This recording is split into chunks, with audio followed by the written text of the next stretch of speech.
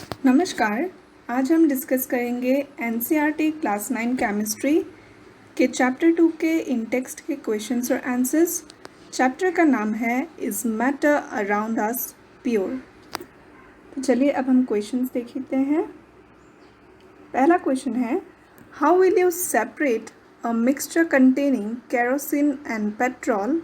Difference in their boiling points is more than 25 degree Celsius, which are miscible with each other.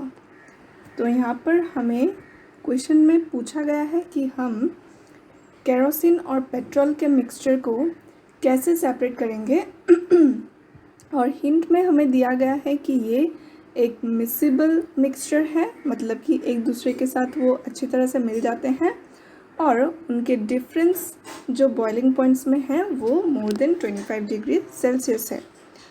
So answer देखिए, a mixture containing kerosene and petrol can be separated by using simple distillation as the difference in their boiling points is more than 25 degree Celsius.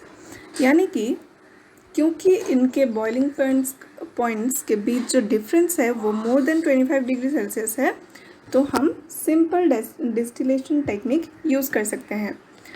NCERT में दिया गया हुआ है कि अगर boiling point का difference less than 25 kelvin हो तो आपको फ्रैक्शनल डिस्टिलेशन यूज़ करना पड़ेगा, लेकिन हमारे यहाँ पर जो बॉइलिंग पॉइंट का डिफरेंस है वो मोर देन 25 डिग्री सेल्सियस है। तो आपको अगर आप ये इसको अगर केल्विन में कन्वर्ट करें तो ये बहुत ज़्यादा हो जाएगा, तो यानी कि फ्रैक्शनल डिस्टिलेशन का कोई चांस नहीं है। हम सिंपल डिस्टिलेशन से ही इसे सेपरेट कर सकते हैं। तो देखिए कैसे सेपरेट करेंगे।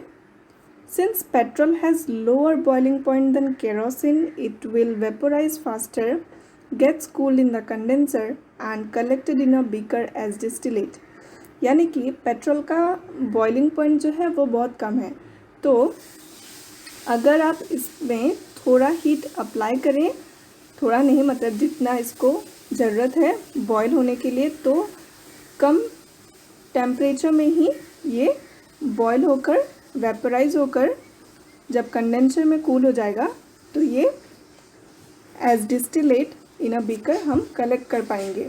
लेकिन केरोसिन का जो बॉइलिंग पॉइंट है वो पेट्रोल से ज़्यादा है, तो यानी कि जिस बॉइलिंग पॉइंट पर पेट्रोल वेपोराइज होता है उस बॉइलिंग पॉइंट पर केरोसिन पर कोई इफ़ेक्ट नहीं होता, क्योंकि केरोसिन का बॉइलिंग पॉइंट पेट्रोल से काफ़ी ज़्यादा है।